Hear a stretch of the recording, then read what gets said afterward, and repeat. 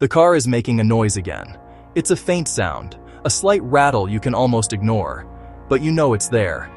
You turn up the radio, hoping the music will drown it out. But the worry remains, a small, persistent knot in your stomach. What if it's serious? How much will it cost to fix? Questions like these circle in your mind, especially late at night when the house is quiet. This is the weight of having no buffer. It's the feeling that one small, unexpected event could knock everything off course. A trip to the dentist, a broken washing machine, a higher than usual utility bill. This isn't about being bad with money. It's about being caught in a cycle where you're always just one step behind. Living this way is exhausting. Every decision feels heavy. You spend your days working hard, but it feels like you are running in place. The money comes in, and just as quickly, it goes out. Bills, rent, groceries, gas. There is rarely anything left over. You might see articles about saving and investing, but they feel like they are written for someone else, for people living in a different world. The idea of having a safety net, a cushion, seems like a luxury you can't afford to even think about. You avoid looking at your bank account balance because it only confirms what you already know. You are at zero. Or worse, you are in the negative, relying on credit to get through the month. This feeling of being stuck is more common than most people think. It's a quiet stress that millions of people carry with them every single day. It shapes your choices in ways you might not even realize. You say no to dinner with friends because you can't spare the cash. You put off a doctor's visit because of the copay. You stick with a job you dislike because the fear of missing a paycheck is too great. Life feels small and constrained, dictated not by your hopes or dreams, but by the constant, low-grade anxiety of financial fragility. This is the before state, the place where so many stories about money begin. It's a place of scarcity and fear, where you feel like you have no control. But this is not where the story has to end. There is a turning point, a specific milestone that can change everything. It's not a lottery win or a sudden inheritance. It's something you can build, one small step at a time. This turning point is the first $10,000 you manage to save. This number isn't magic, but it is powerful. It represents the shift from a life of financial reaction to a life of financial intention. It is the moment when you start to take back control.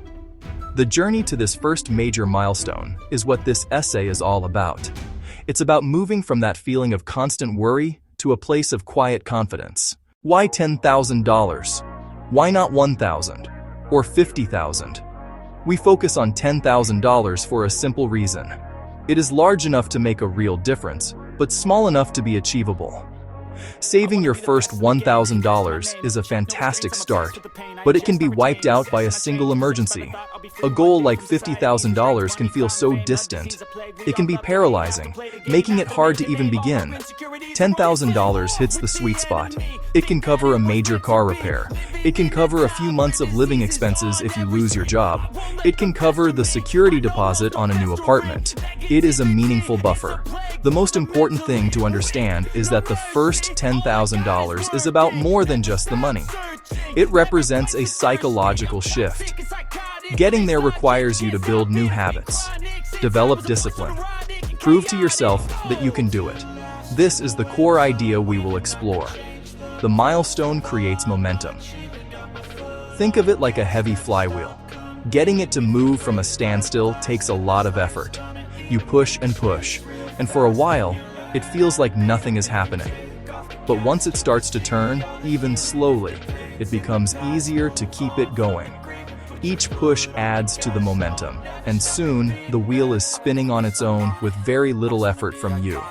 Saving your first $10,000 is like getting that flywheel spinning. The initial effort, tracking your spending, cutting costs, finding small ways to earn more. You might only be saving $50 a month, or $100 a month at first. It feels like a grind, but as you hit your first $1,000, then $2,000, something changes. You start to see progress. You gain confidence. The habits become more automatic. The process gets easier. This is the power of momentum. The success of reaching one small goal fuels your motivation to reach the next one. This is why the first $10,000 is the hardest, but also the most important. In the following sections, we will break down this journey. We will not just talk about theories. We will provide a practical roadmap. We will look at the stories of people who have done it, showing you the simple steps they took.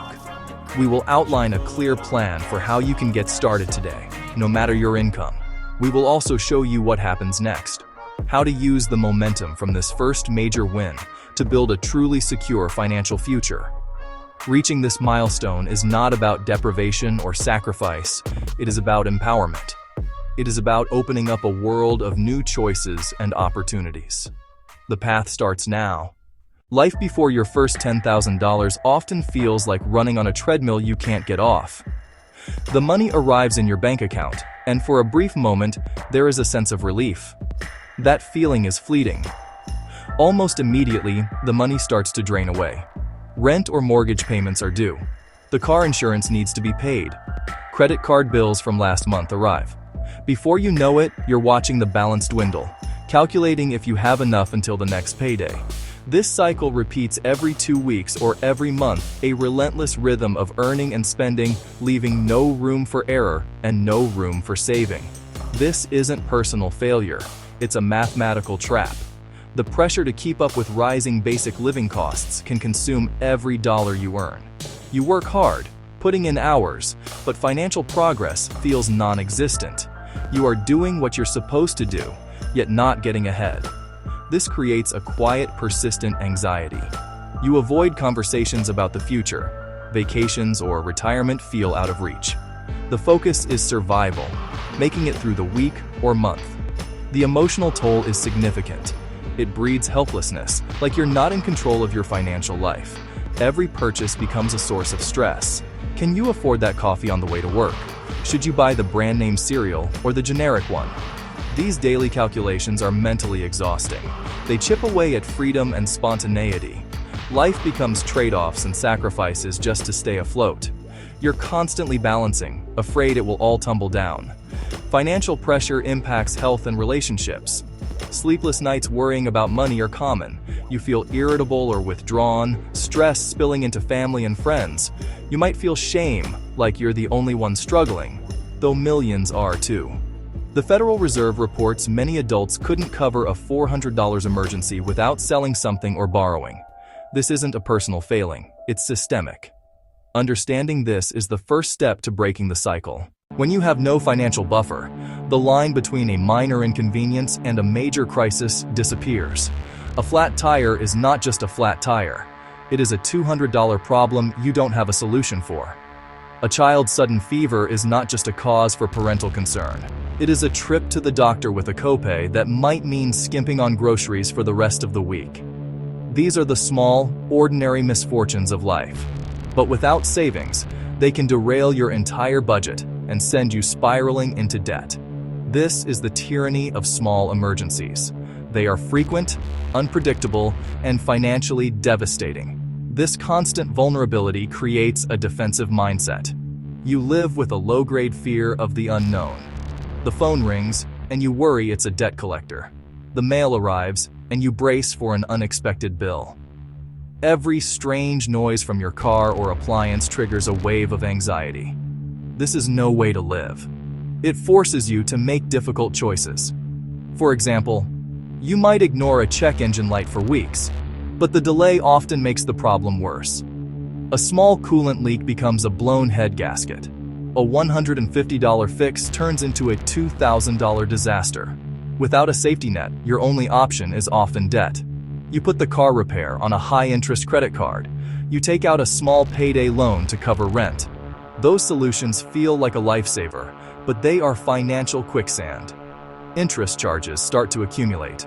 A one-time $500 emergency can balloon into $700 or $800 of debt. More of your income goes to paying yesterday's problems plus interest. The hole deepens. The paycheck-to-paycheck cycle tightens.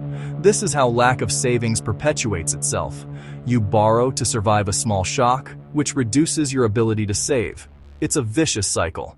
One small emergency leads to debt, leaving you more vulnerable to the next one. It feels like punishment for not having money. Breaking this cycle requires a fundamental shift, but that shift feels impossible when you're constantly putting out fires. The goal is to build a wall, however small at first, to protect you from these sparks. Living without a financial cushion doesn't just affect how you handle emergencies. It fundamentally changes how you make everyday decisions. When your resources are scarce, your brain operates differently. Psychologists call this a scarcity mindset. It narrows your focus to the most immediate problem at hand, like making it to the next paycheck.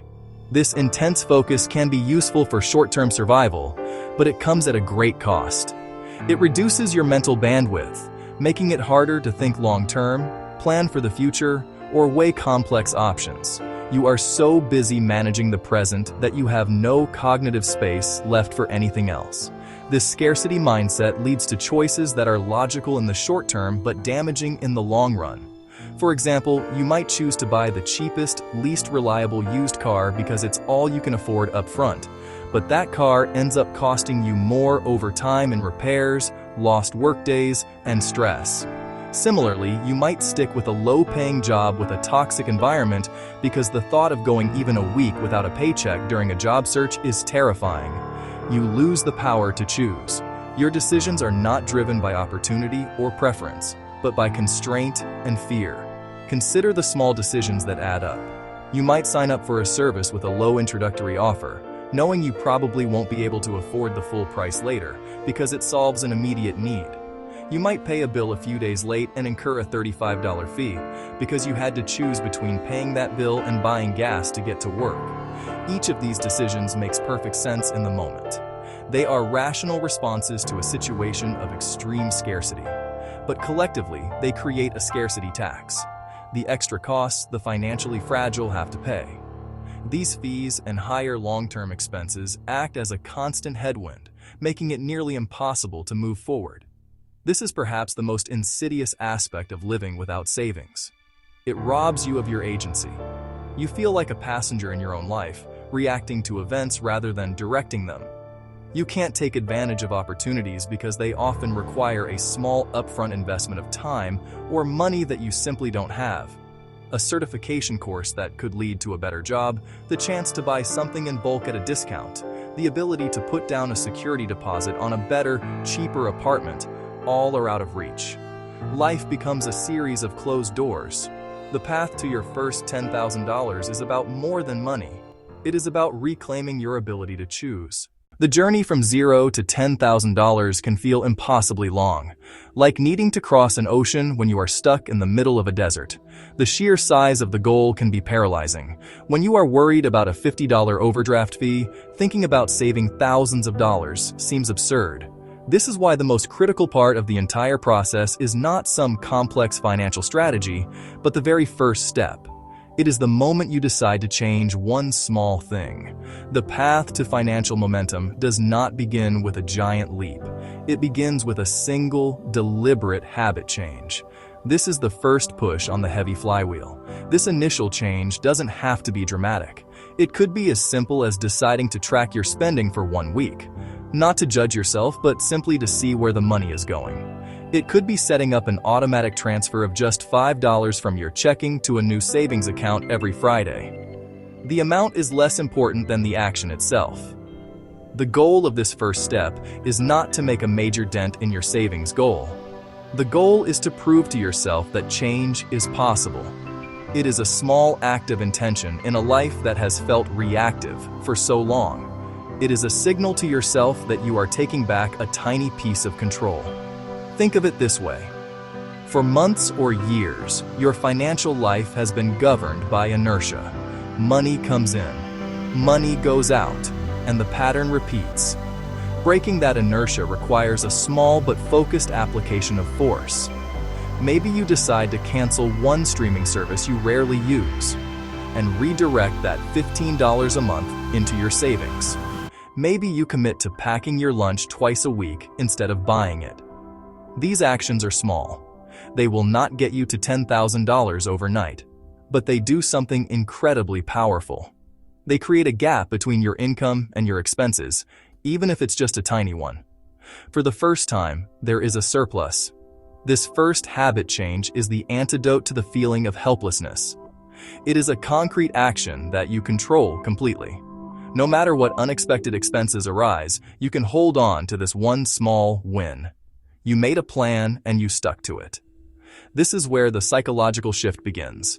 The problem of saving money moves from an abstract, impossible concept to a tangible, repeatable action. You are no longer just a victim of your financial circumstances. You are someone who is actively taking steps to change them. This one habit is the first step off the treadmill and onto solid ground, the starting point for building the momentum that will carry you all the way to your goal.